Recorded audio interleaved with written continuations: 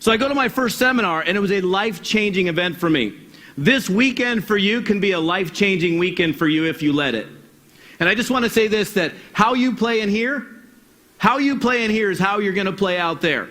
I'm telling you right now that this is the foundation of all of your success in network marketing, that you must get a grip on this right now. Otherwise, you're toast. You might make a couple bucks, but you'll never be rich. Who wants to be wealthy in this business? Raise your hand. Okay? Get this and get it now. Because you're going out in the marketplace and you're going to take greatness to people. You get to hand somebody a gift that can dramatically change the direction of their lives forever. Do you understand that? That is powerful. You need to have a paradigm shift if you're going to attract greatness and attract great people. We want to attract great people into our business, yes? Right? So check this out. When you're going out in the marketplace and somebody says, "Is this network marketing? Is this network marketing?" And you're like, we have executives, not distributors. So you're trying to, or you're hiding like, ooh, somebody asks you, "Is this MLM?" And then they totally screw up and they say, "Is this LMN?" Well, if you're going to make fun of me and try to make me sound stupid, at least let's get the OPQRST right. Is this LMN? I've actually had some idiot say, "Is this LMN?" No, it's not. LMN? What is that? Are we in the middle of the alphabet? Seriously. Now, people are going to come to you. How many of you had somebody make fun of you because you're involved in a network marketing business? Yeah, doesn't that suck? That sucks. That doesn't feel very good, does it? But when you're coming from a position of belief, you cannot be touched. Nobody can touch you.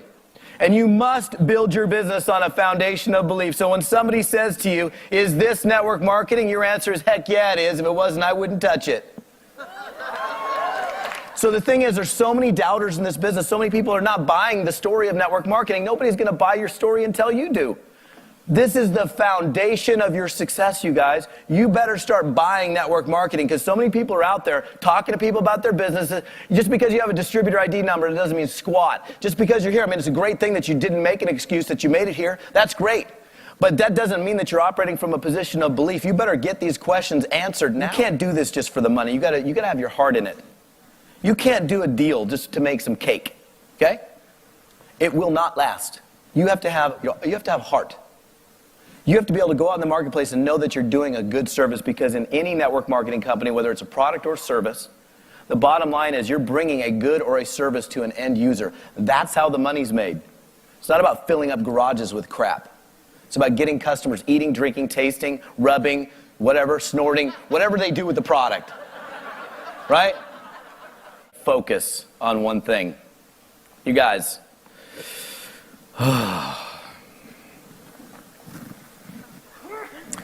the biggest earners in our business only do one thing. Who wants to be at the top? I'm serious here. This is not a joke.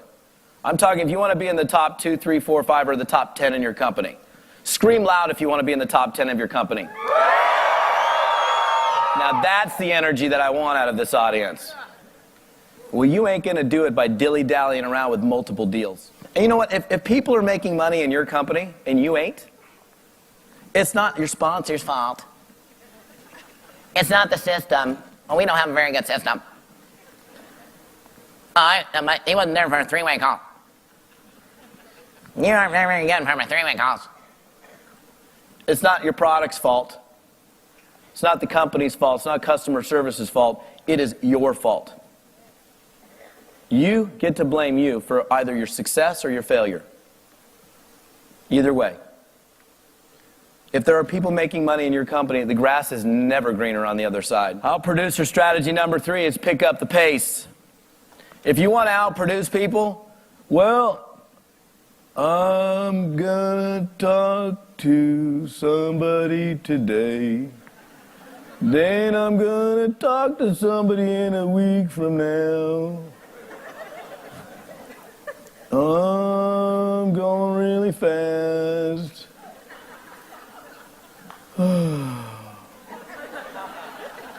Here's a little reality check.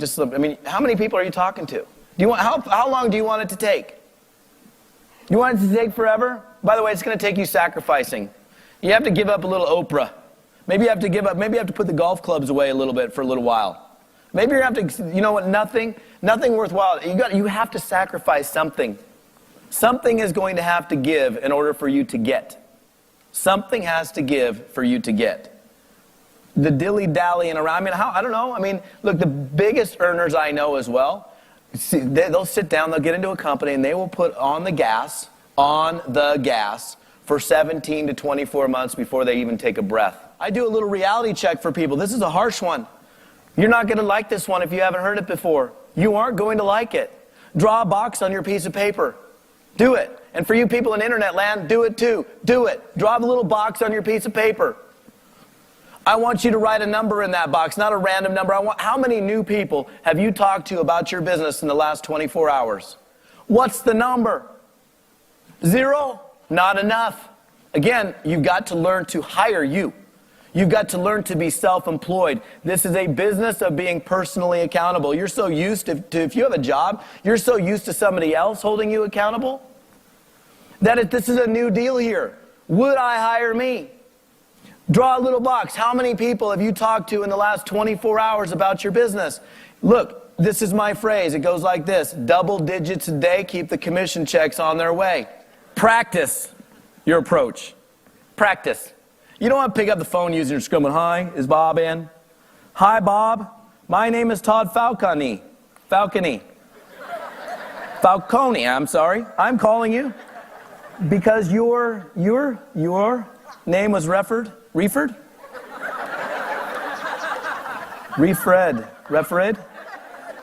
I've had people call me using the script that I wrote. Yeah. This ain't boomerang marketing. This ain't this. Like, you talk to a prospect and you throw out the opportunity, you just chuck it to them like a boomerang. Waiting for it to come back to you. Success comes to, again, what did I say the other day? Or what did the MC say the other day?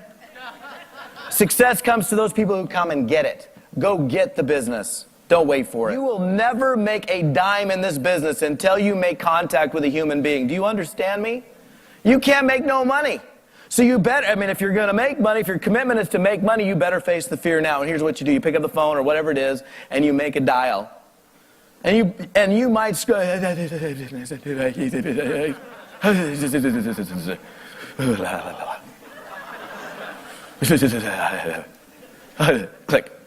You didn't even get a word out, but you hung. At least you made the call. They didn't know who you were anyhow because it was a lead and it doesn't really matter. Beautiful. Then I want you to do this. I want you to go.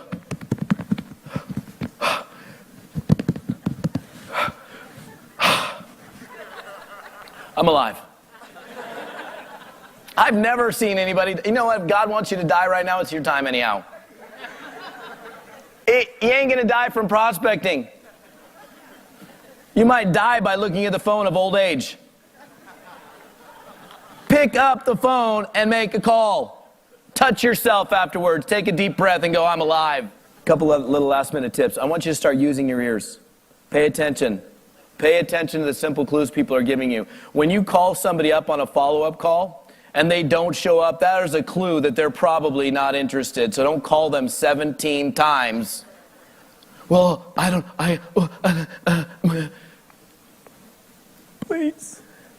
Please join my business. Won't you please? Because I need it. I'm pathetic, aren't I? That's what you're communicating by following up with somebody who's not responsible enough to call you back. You have to ask questions and start listening. Start asking the question, who do you know? Who do you know?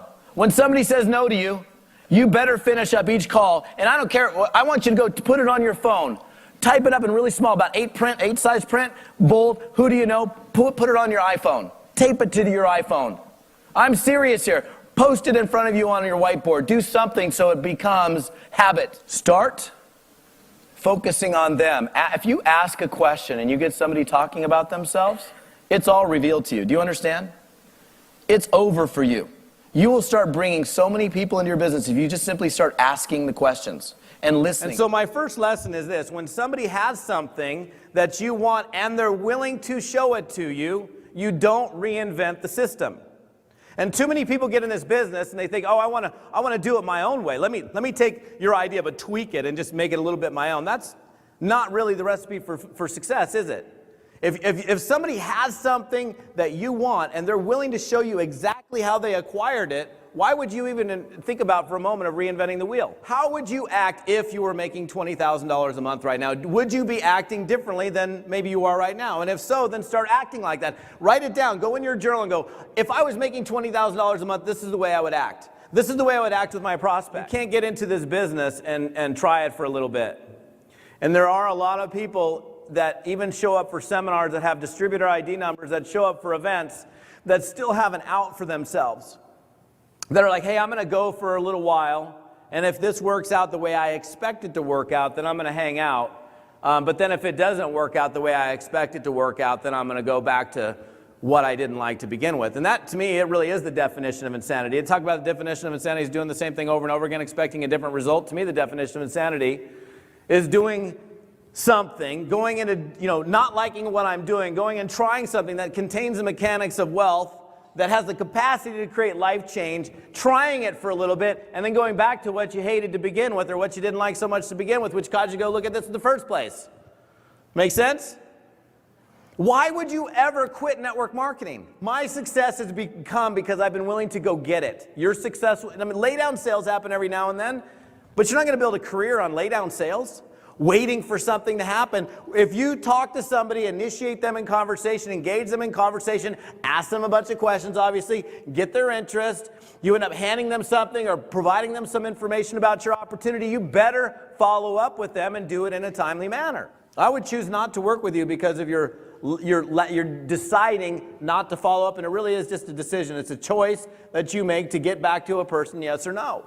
But as long as you're working yourself forward, paying attention to clues that people are giving you. The fact that you're here, the most important thing out of this weekend is that you take this information, whatever nugget of information, and you apply it.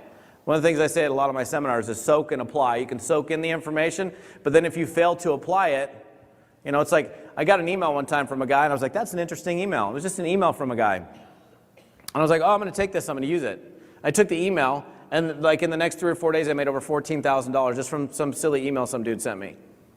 Because I applied the lesson that was taught in the email. So the important thing is that you take whatever you learn here and you apply it. Make sense?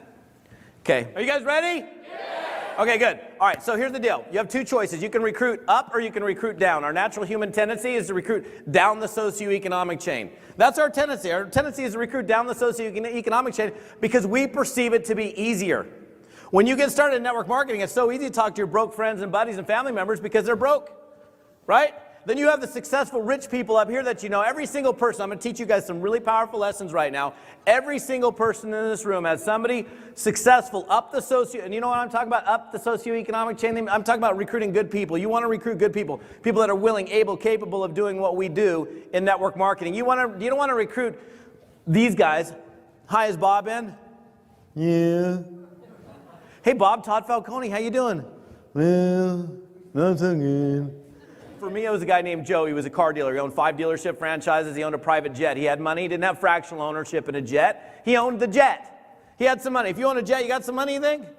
So I wanted this guy, but he was super successful. I was broke, but I knew the guy. I'd purchased cars from him. So here's what I did with Joe. This is exactly how the phone call went. Hi, is Joe in? Yeah, Joe, this is Joe. I said, Joe, Todd Falcone. I go, how's it going? He's like, what's up? And he knew me. We were buddies. He was like 50-something, and I was like 20-something. But he knew me because I'd been in the dealership a few times. He said, what's going on? I said, Joe, listen, let me tell you why I'm calling. I said, first of all, I have an amazing amount of respect for you, for your accomplishments, your success in your life. Honestly, I look up to you as one of my business mentors. It seems to me everything that you touch seems to turn to gold. And I admire you and your business success. I said, listen, I aspire to someday be as successful in my life as you've been in yours. Listen, Joe, let me tell you why I'm calling. I just started in a brand new business. I'm really excited about it.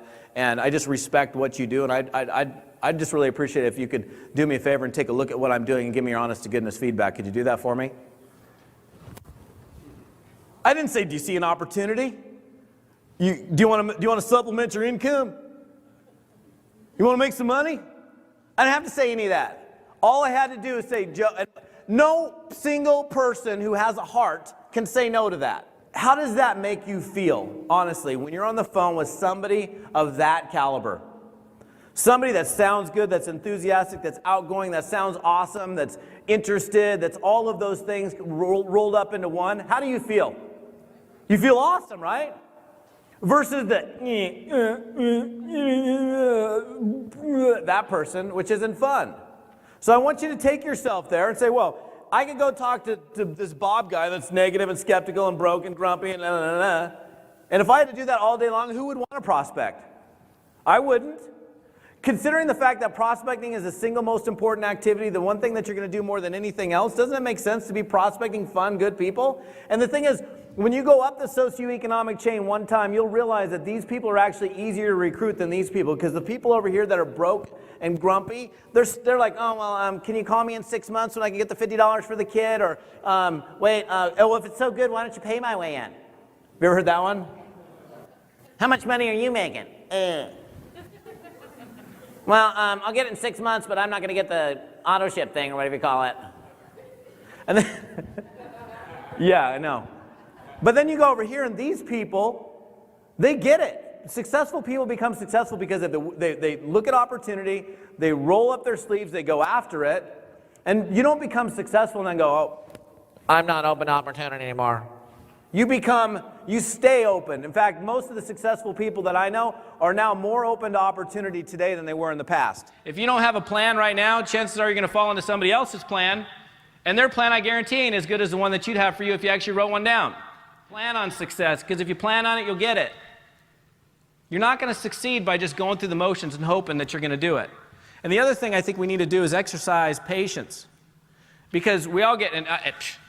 When I signed up my first network marketing company, I thought for sure I'd be at 10 grand a month in 90 days. How many of you thought for sure, 10 grand, I'm going to be at 10 grand a month in 90 days? I quit my job. See, the problem with our programming is that we're programmed since childhood to expect things now, today, yesterday. Microwave ovens, McDonald's franchises, fast food craziness. We got to have it today. I mean, first time you deliver a paper, what do? They give you a check. You babysit, they do what? They give you some money. You do something for work, there's an exchange. In your mind, when I talk about this whole thing of a proper mindset, get it in your head and get it thick in your head that you need to have the proper mindset, that you come into this deal and that you exercise patience. It takes time to create the check. And people quit, the grass is greener over here. Oh, I made $32,000 my first month in this thing. I made $26,000 over here. Come on over here. And they end up hopping from program to program to program, hoping the grass is greener. Pick a horse and ride it, baby. Ride the horse.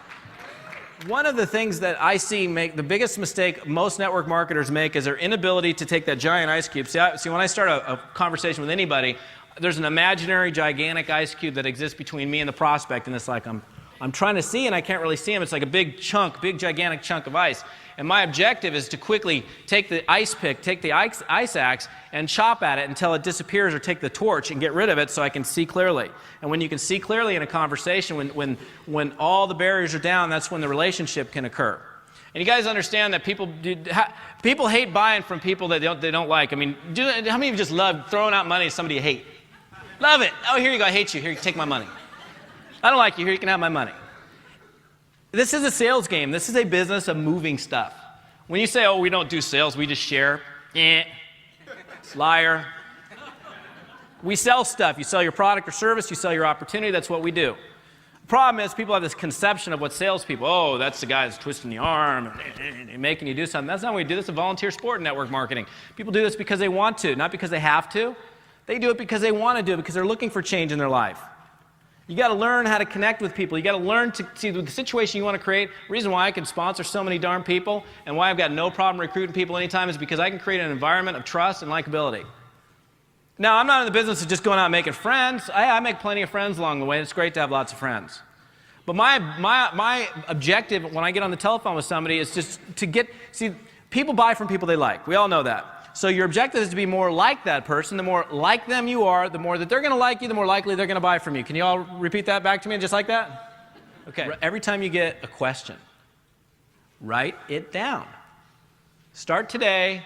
The next time you make a phone call and somebody says, how much does it cost to get started? Is this a pyramid? I need to talk to my sister.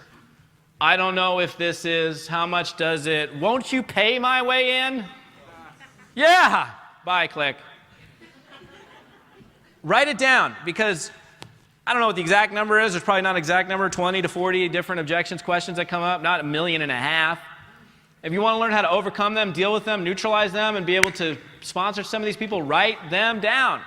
Are you ready to get started? How soon do you want to get started? How soon do you want to start making money? How soon are you looking to change the quality of your life? Let's get you signed up. Hey, the best way to get started is, all you got to do is pay attention to what's happening, and you can become a closer. See, I get joy out of prospecting. Most of you associate pain, it hurts, the phone. It's like, oh my gosh, Band-Aids. I can't pick it up.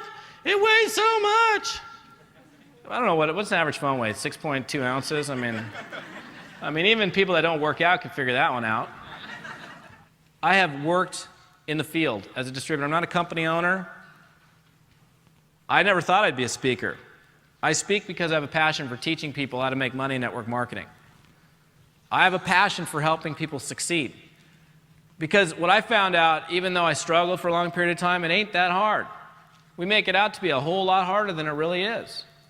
And I'm not saying it's not hard work, because you're going to bust it. I mean, if you're going to make money in this business, you're going to bust it. You're going to commit, and you're going to have some sacrifices. But, network marketing, scale of 1 to 10, 1 laying on the sofa, 10 brain surgery, we're probably about a 3, 3.5.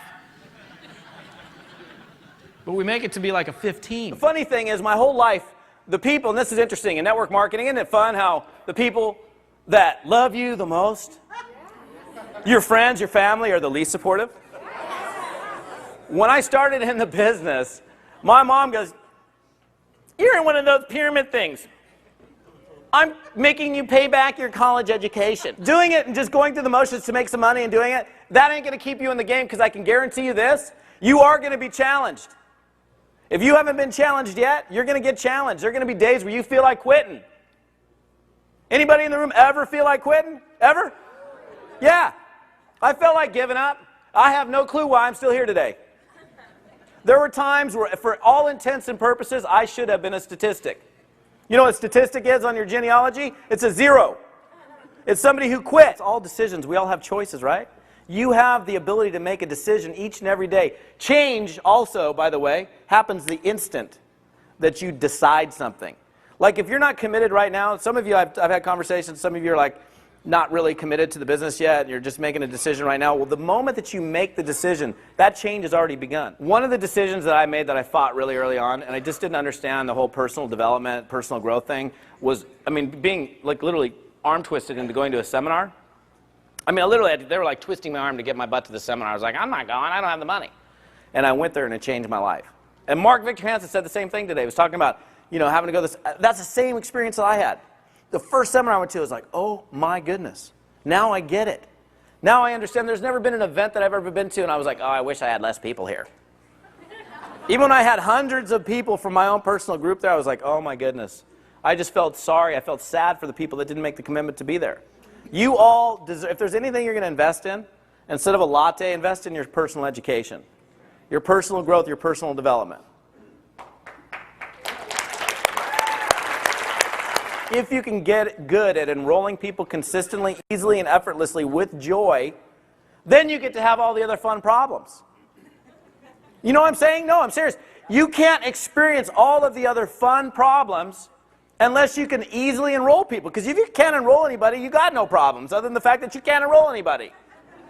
But the other thing is like, well, what do I do because this person's doing this and this person's cranking? Well, where do I spend my time? This person's lagging, this person's building. What do I? That's when, you get to experience all those other things that happen in the business, but only if you can start consistently enrolling people. If you can consistently and easily enroll people, there's probably a good chance that you can teach other people how to do it, right?